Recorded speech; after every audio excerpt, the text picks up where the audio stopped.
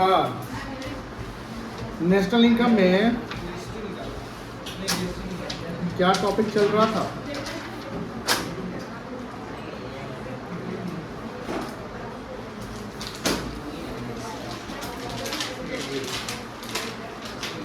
क्या देखो, national income का मीनिंग लिख चुके थे हम लोग, बोलो हाँ या ना? डोमेस्टिक इनकम का मीनिंग लिख चुके थे। कितने फैक्टर इनकम होते हैं हमारे? फैक्टर इनकम कितने हैं? 4 फैक्टर इनकम। क्या क्या फैक्टर इनकम है? चलो कोई दिक्कत नहीं है। अब आगे देखो, जैसे अगर हम सैलरी एंड वेजेज की बात करते हैं, किसकी बात करते हैं? सैलरी एंड वेजेज की बात करते हैं, तो सैलरी एंड वेजेज किससे आता है? लेबर से आता है। कैसे आता है? लेबर से आता है। लेबर को जो मिलता है उसको बोलते हैं कॉम्पनसेशन टू एम्प्लॉयज। क्या बोलते हैं? ध्यान से देखिएगा, काफी इंपॉर्टेंट है।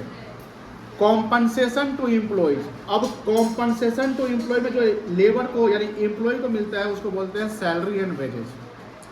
तो salary and wages is the factor income to household. Salary wages किसके लिए फैक्टर इनकम है? हाउस होल्ड के लिए। अब यहाँ अगर producer salary and wages household को पेमेंट करता है तो पेमेंट करने के 4 मोड होते हैं।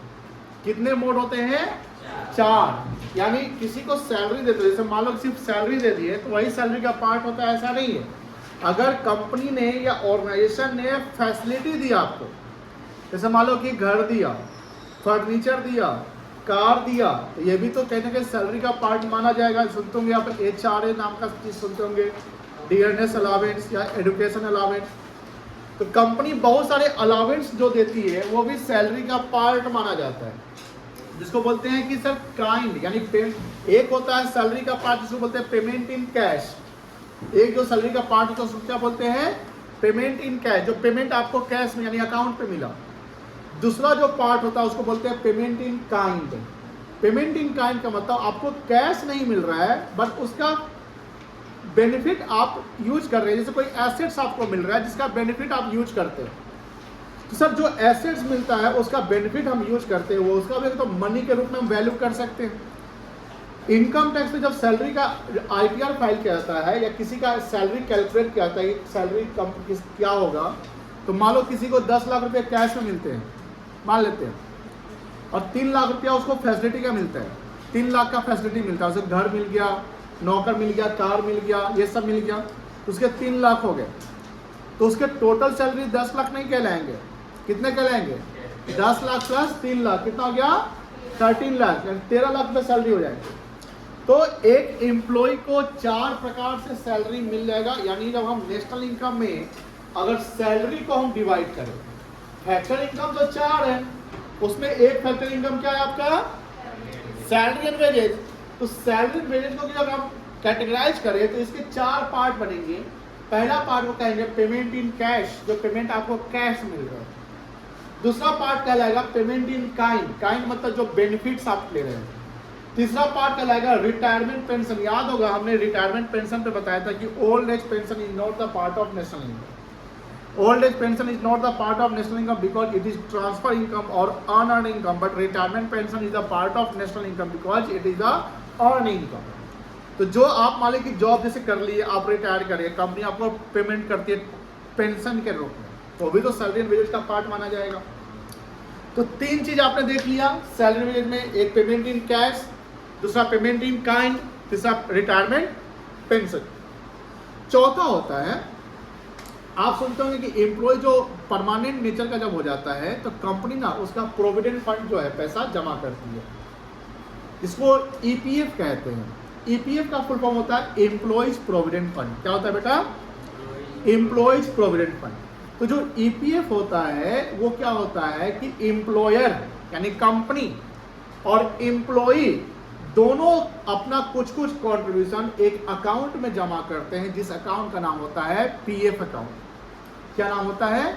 PF account. PF मतलब प्रोविडेंट फंड अकाउंट। एक EPF होता है जो एम्प्लॉय के नाम से बनता है, एक होता है PPF। एक क्या होता है बेटा? PPF। PPF का फुल फॉर्म होता है पब्लिक प्रोविडेंट फंड। जैसे मान लीजिए कि मैं किसी कंपनी का किसी जगह का एम्प्लॉय नहीं हूँ, लेकिन मुझे भी प्रोविडेंट फंड में पैसे जमा करने हैं, तो मैं भी SBI में या किसी बैंक में PF अकाउंट खुलवा सकता हूँ। कौन सा अकाउंट? PF account. लेकिन उस PF अकाउंट का नाम EPF नहीं होगा, क्या होगा? PPF नेचर का हो जाएगा, पब्लिक प्रोविडेंट फंड। उसमें भी हम लॉन्ग टर्म के लिए पैसा जमा कर सकते हैं। ये सरकारी अकाउंट यानी गवर्नमेंट, ये पैसा जब जमा होता है इस अकाउंट में, ये पैसा डायरेक्ट गवर्नमेंट ऑफ इंडिया को जाता है। किसको जाता है? गवर्नमेंट ऑफ इंडिया को। तो ये कहीं ना कहीं एम्प्लॉय का जो पैसा प्रोविडेंट फंड में कटता है, वो क्यों कटता है? भैया जब आप रिटायर करोगे या जब लॉन्ग टर्म में जब आपको एक मोटा रकम चाहिए होगा, तो वही PF का पैसा आपको एक साथ मिल जाएगा।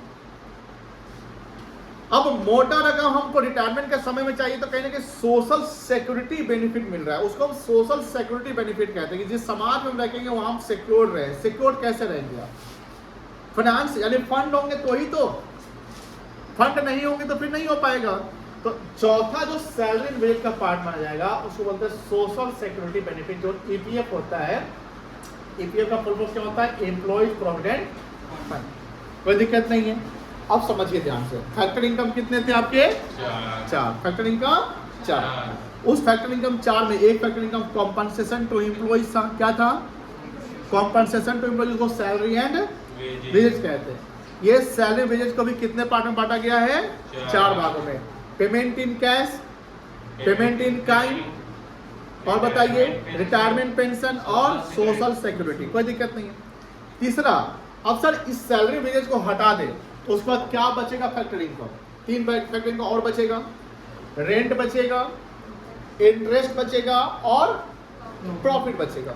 ये तीनों जो चीजें हैं, ये कहीं ना कहीं ऑपरेटिंग सरप्लस के पार्ट माने जाएंगे।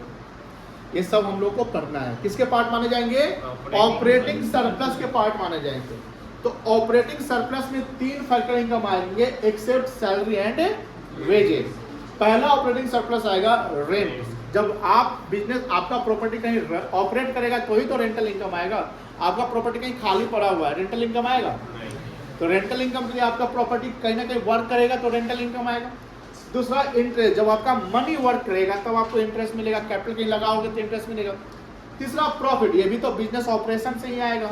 तो ये ऑपरेटिंग सरप्लस से 3 चीज आ गए, रेंट आ गए, इंटरेस्ट आ गया और क्या आ गया?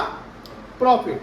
अब सर आपको पता होगा कंपनी टैक्स पे करती है। कंपनी क्या पे करती है? कंपनी डिविडेंड भी पे करती है, ये भी पेमेंट करती है, और कंपनी कुछ पैसा अपने पास बचा भी लेती है। ये तीनों प्रॉफिट ही होते हैं। कंपनी टैक्स कब पे करेगी? लॉस पे की प्रॉफिट पे? ऑब्वियसली प्रॉफिट पे। अगर कंपनी को लॉस हुआ तो प्रॉफिट टैक्स है नहीं। तो यहाँ जो प्रॉफिट है ना, इस प्रॉफिट को भी फर्दर 3 पार्ट में डिवाइड किए गए हैं। ध्यान से देखिएगा, पूछ सकता है प्रॉफिट को फर्दर कितने पार्ट में बांटा गया है? तो 3 पार्ट में। सबसे पहला पार्ट होगा कॉर्पोरेट टैक्स। पहला पार्ट मतलब कि when you earn the profit, when organization earns the profit, first of all organization pay the income tax to the government because it is a statutory liability to the company or organization. आपको tax पे करने ही करने हैं। आप share को dividend दीजिए, कम दीजिए, नहीं दीजिए, बट प्रॉफिट बन गया तो क्या दीजिए? टैक्स दीजिए। पहले डिविडेंड देंगे कि टैक्स देंगे? बताइए। पहले टैक्स देना पड़ेगा ना। तो टैक्स आपने दे दिया, तो टैक्स किससे दिया आपने? किस अमाउंट से, किससे निकाला आपने टैक्स? प्रॉफिट से निकाला। जब प्रॉफिट से टैक्स निकाल दिया तो क्या पूरा प्रॉफिट टैक्स में चल जाता है? नहीं ना। मान लो कि 100% प्रॉफिट है, उसमें 30% आपने टैक्स दे दिया। कितना दे दिया? बोलो ना। 30। तो कितना बच गया? 70। अब सर कंपनी सोचेगा कि 70% मेरा प्रॉफिट बच गया आफ्टर टैक्स, अब इसका हम 40% डिविडेंड अनाउंस कर देते हैं। कभी भी कंपनी 100% डिविडेंड या जितना प्रॉफिट कमाती है पूरा डिविडेंड नहीं देती है, क्योंकि कंपनी को भी अपना वजूद बनाए रखना होता है। कंपनी को आगे कॉन्टीजेंसी जो होते हैं उसको उसके सेफ्टी के लिए भी कंपनी प्रॉफिट बना कर रखती है। कॉन्टीजेंसी का मतलब क्या होता है पता है? ऋतिका बताइए, कॉन्टीजेंसी का मतलब क्या होता है? पढ़ाए थे, बताइए। कौन बताएगा? आकाश। किसी चीज का होना और ना होना किस पर डिपेंड करता है? अनसर्टेनिटी पर बोल देना चाहिए था।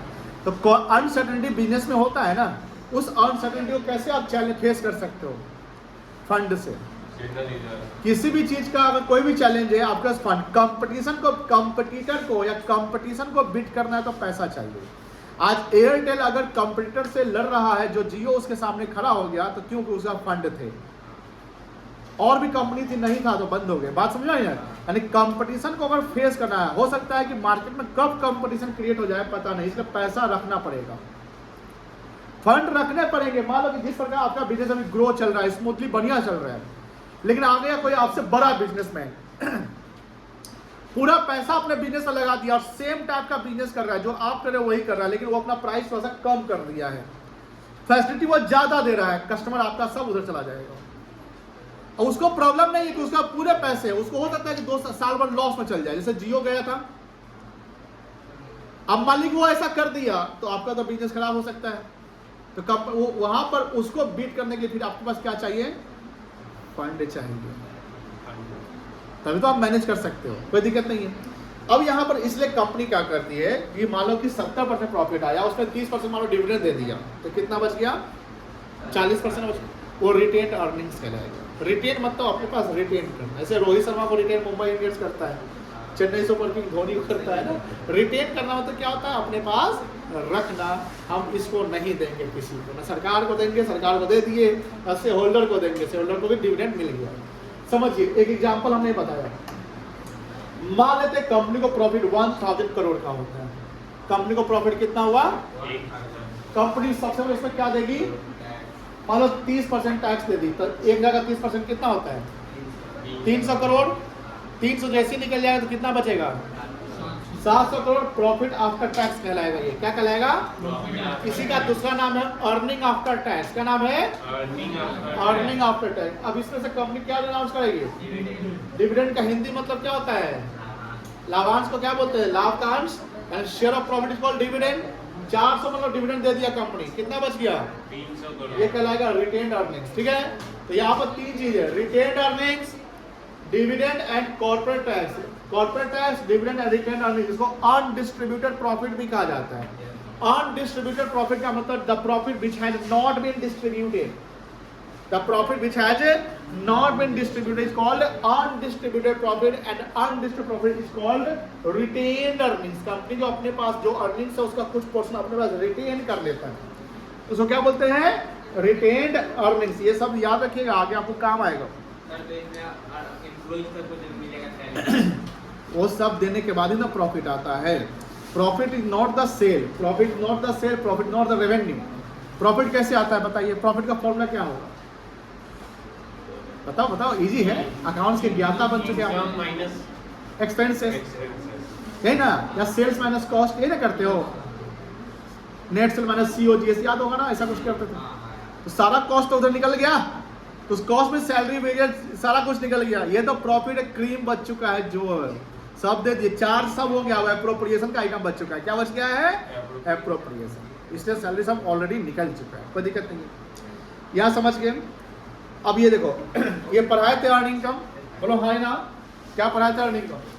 Only the earn income will be the part of national income. Earn income, और इसी का दूसरा नाम क्या होता है? Transfer. Will not be the part of national income, ये नेशनल इनकम का पार्ट नहीं होता है। Some examples of earn income या ट्रांसफर इनकम। कुछ एग्जांपल जो पैसा आप यूनिलेटरल नेचर के होते हैं, जो आपने कमाया नहीं लेकिन आपके पास है या किसी और के पास, जैसे ब्राइब। ब्राइब मतलब गोरिल्ला क्या बोला तुम? ब्राइब मतलब क्या होता है? बोलिए, अमित बताइए। दुल्हा। ब्राइड होता है गुलबत, अब ब्राइड दुल्हा नहीं होता है। ग्रूम मतलब दुल्हा, बताओ बताओ। ये प्रभु, रिश्वत, ये सही बोला।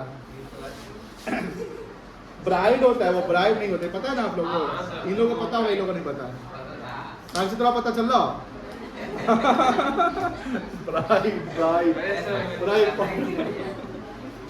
चलिए, अरे यहाँ अर्न इनकम में ब्राइड कैसे आ जाता है? ब्राइड मतलब रिश्वत। क्या होता है बेटा? जो टेबल के नीचे से पैसा लेते हैं। ओल्ड एज पेंशन समझ गए? आप पूछिए। दही, दहेज। दहेज को क्या बोलेंगे? दूसरा लीगल मीनिंग क्या? दहेज इज द इलीगल। एक बार जो एक आदमी गया, बताते कहानी बताते हैं, हमारी ऑफिस में आए, हम सीए ट्रेनिंग कर रहे थे, सुनिए बताते कहानी। एक मतलब कि मतलब ऑफिस के क्लाइंट थे, तो उनका बेटा सीए, चुप सुनेगा तो सुन लो, नहीं सुनेगा तो छोड़ दो। तो उनका बेटा सीए बना, ठीक है, सीए बना तो शादी उदी का बात होना नहीं होता है। तो उसको लड़की वाले से मतलब कि जैसे इन लोग का ही डिमांड था, ये लोग 40 लाख दे रहा था पैसा, 40 लाख रुपया। ये लोग वीडियो को पॉज कर क्या होता है, उसमें क्या मिलता है? एलिमनी। एलिमनी बोलता है कि अलीमनी बोलता है, जो बोलता है। अब बताइए, जो धनश्री वर्मा को मिला, या वो जो हार्दिक पांड्या की वाइफ को मिला, या किसी को मिला, बिल गेट्स की अपनी पत्नी को मिला, उस पर्सन के लिए जिसको मिला है, क्या ये नेशनल इनकम होगा? क्या वो नेशनल इनकम होगा? एकदम नहीं होगा। अगर चहल कमाया तो चहल के कमाए हुए पैसे में तो नेशनल इनकम वहां जुट गया ना, और वो पैसा कमाया 60 करोड़ दे दिया 5 करोड़, हैरान रहते हैं। तो धनश्री के लिए 5 करोड़ नेशनल इनकम का पार्ट, वो तो चहल का जुट चुका है। किसको? धनश्री को नहीं लगेगा, नहीं लगेगा। बाद में उससे जो कमाएगी ना पैसा, उससे जो इनकम बनाएगी उस पर टैक्स। चलो यार, तो ब्राइब हो गया, गिफ्ट हो गया, ओल्ड एज पेंशन हो गया, डोनेशन हो गया, चैरिटी हो गया, इलीगल इनकम।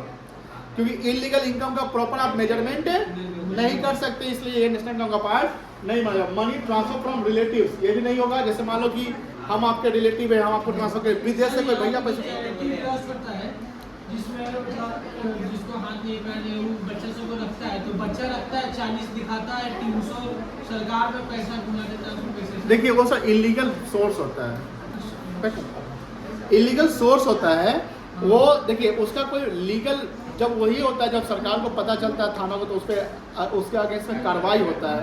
बट जो चीज़ आप बोल रहे हैं वो मतलब ऑन पेपर तो नहीं होता है ना। मान लीजिए कि हम 40 100 बच्चे बच्चा भी ऐसा तो सब जगह आंगनबाड़ी सब भी होता है कि रजिस्टर में 100 बच्चे का, गांव के सारे बच्चे के नाम लिख के ले गए, लेकिन भेजे 10 को खाना है, ऐसा होता है। तो आपको फंड सरकार से कितना का आता होगा? 100 का आता होगा। तो वो तो इलीगल पैसा कमा रहा है ना। हम 20 का हम दिखा रहे हैं, 20 का हम खर्च कर रहे हैं, लेकिन हम ले कितना कर रहे हैं? 100 का ले रहे हैं। तो 80 का मेरे पास बच रहा है ना, वो पैसा कोई वो बैंक में थोड़ी जाएगा। वो पैसा आप क्या करोगे? मतलब कि अगर राशन आता है तो राशन को किसी किराने वाले से बेच दोगे, उसका पैसा आप कैसे लोगे? कैसे लोगे? अकाउंट पे नहीं लोगे। और अगर अकाउंट पे लोगे तो अपने भाई बहन के नाम पे लोगे, अपने अकाउंट पे तो ऐसे ही होता है। तो वो सब इलीगल सोर्स हो गया, उसको नहीं करेंगे। और जज के यहाँ से 10 करोड़ पाया गया, तो वो जज के यहाँ से पाया गया, बाद में जज है, हाई कोर्ट का जज है, उसके खिलाफ कोई बोल नहीं रहा है ठीक से। क्यों नहीं बोल रहा है? पता नहीं कि हंड्रेड पे कोई लिख देगा कोई केस। बात समझा नहीं ना? जज है ना भाई, वकील नहीं है, जज है, डिसीजन दे देगा आपके लो 10 साल का सजा उसको साइन कर दिए। इसलिए बहुत थाना वाला से भी घबरा गया कि भाई अब क्या करे, जज साहब के यहाँ पकड़ा गया। मान थोड़ा कमीशन लेके अपना निकल जाता है। देखिए जब 2-4 लोगों को पता चलता है ना, तब कमीशन चलता है। अब पूरा सबको जब पता चल जाएगा तो किसको किसको बांटेगा? वो तो हो गया। फिल्म देखे होंगे माला माल बिजली, देखे थे? माला माल बिजली देखे? सबको चलिए यहाँ देखिए बउआ, यहाँ तक अच्छा ये सब लिखवाए हुए हैं, बोलो तो नहीं लिखवाए हुए हैं? हाँ लिखवाए हुए, ये लिखवाए हुए हैं? नहीं लिखवाए हुए, ये नहीं लिखवाए हुए। देखिए ये लिखवाए होंगे आई थिंक।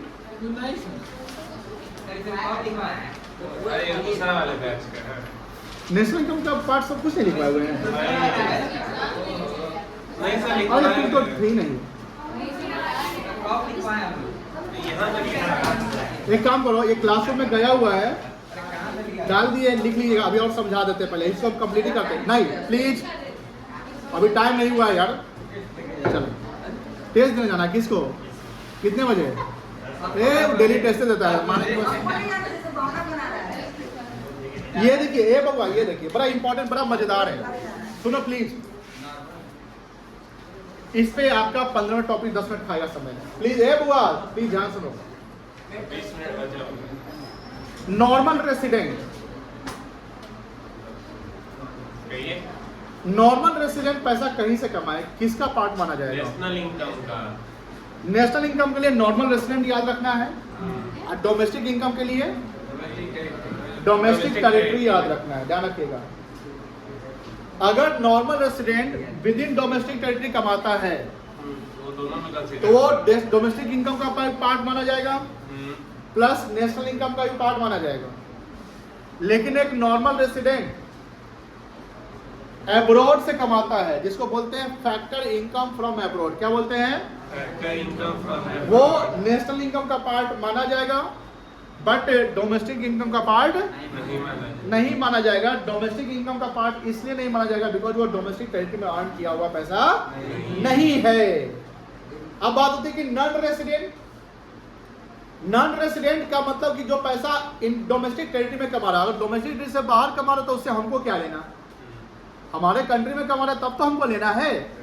अब मान लीजिए कि डोमेस्टिक टेरिटरी में कोई नॉन रेसिडेंट कमाया तो वो डोमेस्टिक इनकम का पार्ट माना जाएगा। क्यों कब माना जाएगा, बिकॉज डोमेस्टिक टेरिटरी में अर्न हुआ है। लेकिन वो नेशनल इनकम का पार्ट नहीं माना जाएगा बिकॉज वो नॉन रेसिडेंट ने कमाया है। जैसे अभी आईपीएल चल रहा है तो देखे होंगे बहुत सारा क्रिकेटर साहब जो बाहर का क्रिकेटर इंडिया में मान खेल रहा है तो उसका इंडिया में उसका ऑक्शन हुआ तो पैसा मिला ना, वो जो भी पैसे मिले वो सब डोमेस्टिक इनकम होगा। जो भी पैसे मिले क्या होगा, लेकिन पैसा कहाँ जाएगा, विदेश ले जाएगा ना, तो इसको बोलेंगे फैक्टर इनकम टू अब्रॉड। क्या बोलेंगे, बोलो, फैक्टर इनकम टू अब्रॉड। ये पैसा नेशनल इनकम में नहीं जाएगा बिकॉज ये कमाने वाला नॉन रेसिडेंट है। कौन है, नॉन रेसिडेंट। अब सर कैसे आइडेंटिफाई करें कोई नॉन रेसिडेंट है कोई नॉर्मल रेसिडेंट है। नॉर्मल रेसिडेंट वो पर्सन होता है जो डोमेस्टिक टेरिटरी में 1 साल या उससे अधिक रह रहा है, चाहे वो सिटीजन हो या ना हो, चाहे वो सिटीजन हो या ना हो। जैसे मान लेते हैं रिकी पॉन्टिंग ऑस्ट्रेलियन सिटीजन है, बोलो हाँ या ना, 1.5 साल से यहीं रह रहा है। कितने साल से, 1.5 साल से। तो वो रेसिडेंट, नॉर्मल रेसिडेंट इंडिया कहलाएगा। वो नॉर्मल रेसिडेंट कहाँ कहलाएगा, इंडिया इंडिया कहलाएगा, इवन तो वो सिटीजन ऑफ इंडिया नहीं है। विराट कोहली 3 साल से इंग्लैंड में रह रहा है नॉर्मल सिटीजन तो वो नॉर्मल रेसिडेंट इंडिया का नहीं नहीं कहलाएगा बट सिटीजन ऑफ इंडिया कहलाएगा। सर वो कमाएगा तो वो नेशनल इनकम में जुड़ेगा नहीं। लेकिन वो विदेश रह रहा है तो यहाँ के लोग क्या कहलाएगा, नॉन रेसिडेंट। मान लो कि कभी आईपीएल खेलने या फिर भाग गया, आईपीएल खेला फिर कहाँ चला गया, इंग्लैंड तो वो तो नॉन रेसिडेंट कैटेगरी में था विराट कोहली। इवन तो इंडियन सिटीजन है बट वो क्या है, नॉन रेसिडेंट है। कमाया कहाँ पे है, इंडिया में, तो वो किसका पार्ट होगा, जीडीपी का, डोमेस्टिक इनकम का। किसका पार्ट, डोमेस्टिक इनकम का। बट किसका पार्ट नहीं होगा, नेशनल इनकम नहीं होगा। क्यों नहीं होगा, क्योंकि वो कमाया कौन है, नॉन रेसिडेंट। तो नेशनल इनकम के लिए नॉर्मल रेसिडेंट याद रखिएगा, डोमेस्टिक इनकम के लिए डोमेस्टिक टेरिटरी याद रखेंगे, कोई दिक्कत नहीं है। और भी समझिए सर, हर कंट्री का जैसे जैसे Some info about Hong Kong. कहा गया, हाँ, जैसे इंडियन एम्बेसी समझते होंगे। अब प्रैक्टिकली समझिए, जब किसी को फॉरेन ट्रेवल करना होता है, आपको फॉरेन ट्रेवल करना है या एजुकेशन पर्पस से जाना है, मेडिकल सर्विस से जाना है, नौकरी करने जाना है, वहाँ शिफ्ट होने जाना है, किसी भी कंट्री में आप जा सकते हैं, अलाउ हुए इंडिया के द्वारा। लेकिन कुछ कंट्री में भारत सरकार उसको मना करती है कि जहाँ पर टेरर अटैक ज़्यादा होता है वहाँ सरकार बोलती है कि भैया अपना ध्यान रखिएगा, अभी नहीं जाइए। इसे बोलते हैं ना कि एडवाइजरी जारी किया जाता है। एडवाइजरी मतलब सलाह, हर कंट्री सलाह देती है। अब मान लीजिए कि हम जब कहीं बाहर जाते हैं सबसे पहले हमको इन्फॉर्म करना पड़ता है एम्बेसी को, जिसको दूतावास बोलते हैं हिंदी में। दिल्ली आप में से कोई गया है, दिल्ली गए हैं आप, संसद, हाँ वही पार्लियामेंट संसद, उधर घूमे हैं कि नहीं। हाँ सर, एम्बेसी देखते हैं, सबसे अच्छा पाकिस्तान। आप देखिएगा वहाँ पर ना हर कंट्री का एम्बेसी है, और जो कंट्री का जिस कंट्री का एम्बेसी है उस कंट्री पे को आप देखिएगा, उस जो एम्बेसी का जो एरिया होता है ना उसमें उस कंट्री का अपना झंडा होता है। उस एम्बेसी में कमाने वाला जो दो होता है वो उस कंट्री से बिलोंग करता है। बता उस एरिया को हम क्या कहते हैं, उस एरिया को डोमेस्टिक टेरिटरी नहीं कहेंगे, उस एरिया को डोमेस्टिक टेरिटरी नहीं कहेंगे। जैसे मान लो कि दिल्ली में मान लो कि 20 एकड़ में पाकिस्तान एम्बेसी है, मान लेते हैं। 20 एकड़ में नहीं है सर। अरे यार तो सुन ले, तो एग्जाम्पल है। तो 20 एकड़ में क्या है, पाकिस्तान एम्बेसी है। तो जो 20 एकड़ का जो लैंड एरिया है that will called Pakistan, that will called Pakistan. तो पाकिस्तान उसको बेच देगा क्या? नहीं बेचेगा, नहीं, प्रॉपर्टी इंडिया का ही है। हम जब नेशनल इनकम जब कैलकुलेशन के कॉन्सेप्ट को, इकोनॉमी के कॉन्सेप्ट को समझेंगे तो जो एम्बेसी इंडिया में फॉरेन कंट्री का है उसको इंडिया नहीं माना जाएगा। वहां पर डिसीजन लेने वाला उस कंट्री का अपना पर्सन होगा, वो कंट्री डिसाइड करेगा कि हमको क्या करना है। पाकिस्तान के एम्बेसी पाकिस्तान का झंडा है, वो जो एरिया है वो पाकिस्तान। असल उसमें जो कमाने वाला पर्सन पाकिस्तान से आया है तो क्या वो इवन तो 2 साल से यहाँ काम कर रहा है मान लेते हैं, फिर भी वो रेसिडेंट, नॉर्मल रेसिडेंट नहीं कहलाएगा। वो क्या कहलाएगा? Non resident. क्यों कहलाएगा? बिकॉज वो तो पाकिस्तान है, इंडिया थोड़ी है। तो बात समझ में आ गई। अब दूसरा सर एग्जांपल, मान लीजिए इंडियन एम्बेसी यूएसए में है। कहाँ है? यूएसए में। तो वहां भी कोई एरिया पे होगा। उस एरिया में देखिएगा इंडियन एम्बेसी गांधी जी का मूर्ति है, मतलब स्टेच्यू है। कभी भी इंडिया के जब डेलीगेट्स जाते हैं तो वहां जरूर जाते हैं। एम्बेसी जाना हो, मतलब एम्बेसी इन्फॉर्म। वो जो एरिया इंडिया का जो इंडियन एम्बेसी है वो क्या कहलाएगा? बताओ, डोमेस्टिक टेरिटरी कहलाएगा कि आपको फॉरेन टेरिटरी कहलाएगा? बता सकते हैं? डोमेस्टिक। कैसे फॉरेन टेरिटरी कहलाएगा? इंडिया का तो डोमेस्टिक टेरिटरी हो गया ना। अब वहां कमाने वाला जो बंदा इंडिया से गया 4 साल से वहां पर है, बताइए क्या कहलाएगा? रेसिडेंट कहलाएगा कि नॉन रेसिडेंट कहलाएगा? वेरी गुड, वो नॉर्मल रेसिडेंट कहलाएगा, कोई दिक्कत नहीं। अब देखते होंगे, वो प्लीज सुनते जाओ एकदम। World Health Organization UNO, United Nation Organization का बॉडी है, उसका ब्रांच मान लो इंडिया में है, और वहां कमाने वाला WHO का जो उसमें पर्सन है वो बाहर का है, तो वो सब क्या कहलाएंगे? नॉन रेसिडेंट कहलाएंगे। फिर भी नॉन रेसिडेंट कहलाएंगे, क्योंकि WHO फॉरेन मतलब फॉरेन ऑर्गेनाइजेशन में आता है। वो काम UN के लिए कर रहा है, ऑर्गेनाइजेशन बॉडी के लिए कर रहा है, इंटरनेशनल बॉडी के लिए कर रहा है, दैट्स व्हाई। लेकिन सर मान लेते हैं कि उसमें कोई इंडियन वहां पर सर मान लीजिए कि खाना बनाने का काम करता है, अब कोई अखबार देने का काम करता है, कोई साफ सफाई करने का काम, कोई सिक्योरिटी प्रोवाइड करता है, तो वो क्या कहलाएगा? वो इंडियन है ना, क्या कहलाएगा? नॉर्मल रेसिडेंट कहलाएगा। जॉब कर रहे हैं वो तो भी नॉर्मल रेसिडेंट। लेकिन बाहर का पर्सन है तो क्या कहलाएगा? Non resident. सर अब एक और सवाल, मान लीजिए पाकिस्तानी एम्बेसी इंडिया में है, लेकिन जो वहां पर सिक्योरिटी की बातें होती है तो वो इंडियन पुलिस दे रही है, मतलब दिल्ली पुलिस दे रही है। तो दिल्ली पुलिस जो सिक्योरिटी दे रही है पाकिस्तानी एम्बेसी को, जो दिल्ली पुलिस है वो कहाँ का है? इंडिया का। तो वो सब नॉर्मल रेसिडेंट, कोई दिक्कत नहीं। अब मान लेते सर मिलिट्री जानते हैं, मिलिट्री हर कंट्री का दूसरा कंट्री मिलिट्री होता है, तो वो जो उस कंट्री के लिए नॉन रेसिडेंट के कैटेगरी में चला जाएगा, कोई दिक्कत नहीं है। पढ़िए तो ये सब पॉइंट क्या लिखा हुआ है हमसे मिल रहा है।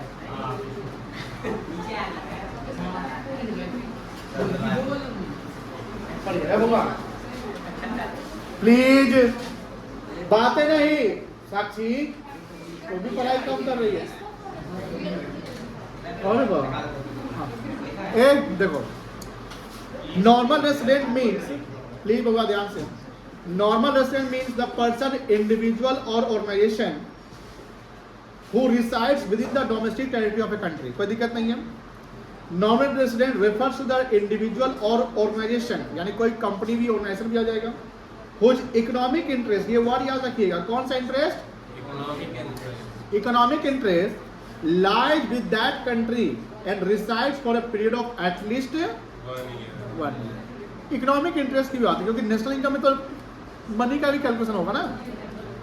Who are considered as normal resident? पढ़िए तो।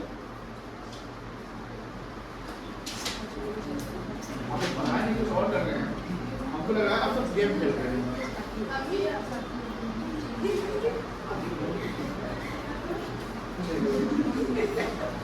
फोकस करो, गेम मत खेलो। हो गया पढ़ ली। समझ गए? ये बोलो, पढ़ दिए नहीं बोला। समझ गए? पहला पॉइंट क्या है? क्लियर है? दूसरा पॉइंट क्या है? तीसरा पॉइंट क्या है? सर इसलिए के लिए सर जो सर इसलिए के लिए WHO में काम कर रहे हैं वो अगर इंडिया का है नहीं कहलाता क्योंकि वो इकोनॉमिक एक्टिविटी इंडिया के लिए काम नहीं कर रहा है, यूएस के लिए। थर्ड पॉइंट क्या है? Citizen working abroad but for their world wide investment. मान लीजिए कि आप मिलिट्री में हैं और आपको भेज दिया गया रसिया 6 महीना के लिए, तो क्या कहलाएगी? इंडियन की रसियन? इंडियन कहलाएगी। अब रसिया का मिलिट्री जगह यूक्रेन में घुस गया है, यूक्रेन का रसिया में, तो रसिया का मिलिट्री अगर यूक्रेन में घुस गया तो रसियन कहलाएगा, इंडियन सॉरी यूक्रेनियन कहलाएगा, रसियन नहीं कहलाएगा ना। तो वही बात है कि अगर आपका मिलिट्री किसी दूसरे कंट्री में है फिर भी आप उस कंट्री से बिलोंग करते हैं। चलिए ये पढ़िए। सर अगर इसरो का आदमी इसरो अमेरिका में बोलता तो अगर वहाँ का इंडियन जल्दी पढ़ो ना भाई। 2 साल से अरे भाई बात नहीं पढ़ो, हम पूछो क्या पूछे दो। हाँ पूछ। इसरो का आदमी 2 साल से अमेरिका में रह रहा है। इसरो से उसरो में, अमेरिका में है। इसरो अमेरिका में, इंडिया में है। उसका ब्रांच नहीं है उसका। अरे नहीं है सर, मान ले अभी खुद एग्जांपल लेते हैं। अरे ब्रांच नहीं है, इसरो का पर्सन हो सकता है नासा में, सीखने गया होगा। कोई इंडियन सिटीजन नासा में काम कर रहा है। हाँ 2 साल से, तो वो नॉर्मल रेसिडेंट हो। इंडियन सिटीजन नासा में काम कर रहा है। तो नॉन रेसिडेंट कहलाएगा।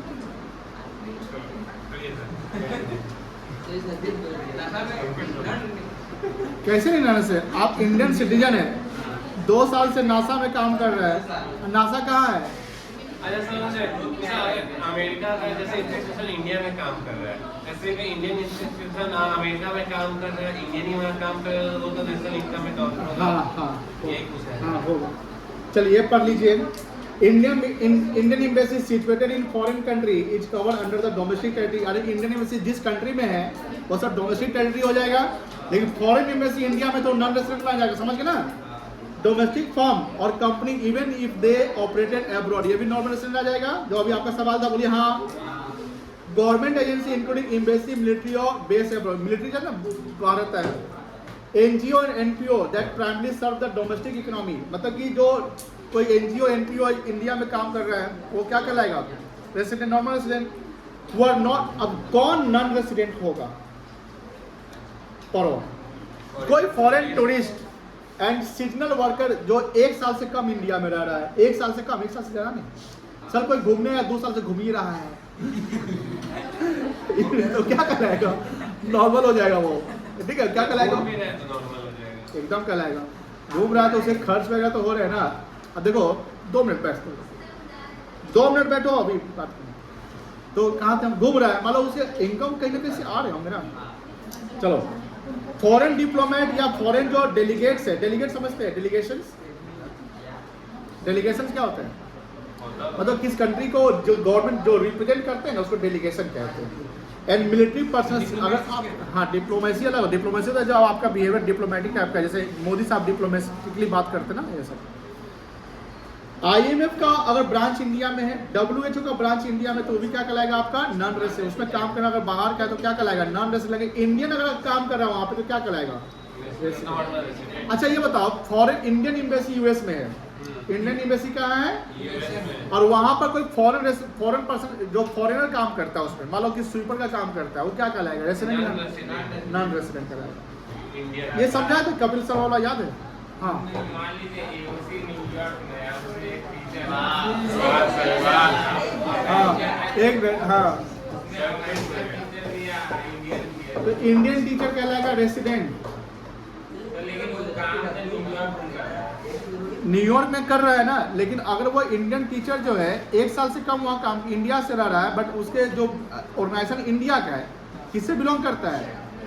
देखिए ये लाइन पढ़िए, चौथा पॉइंट, डोमेस्टिक फर्म। तो AOC डोमेस्टिक फर्म हो गया, and company even if they operated abroad. अब AOC यूएस में काम कर रहा है, वहाँ एगो इंडियन टीचर कमा रहा है तो वो इंडियन रेसिडेंट कहलाएगा, बट फॉरेन टीचर वहाँ पढ़ा रहे हैं तो उसमें उसी में पढ़ा रहे हैं तो क्या कहलाएगा? वो कोई दिक्कत नहीं है। ये पढ़ाए तो ये समझा तो याद है? हाँ बोलो ना, हाँ या ना? हाँ पढ़ाए थे, आपको पढ़ाए थे, सो लिख लोगे? हाँ अच्छा लिख लेना, अगला थर्सडे को देखेंगे। ये भेज दिए वैसे लिख लीजिएगा और माइक्रो वाले रुक जाइएगा। हमारे बुक लाए ना मैं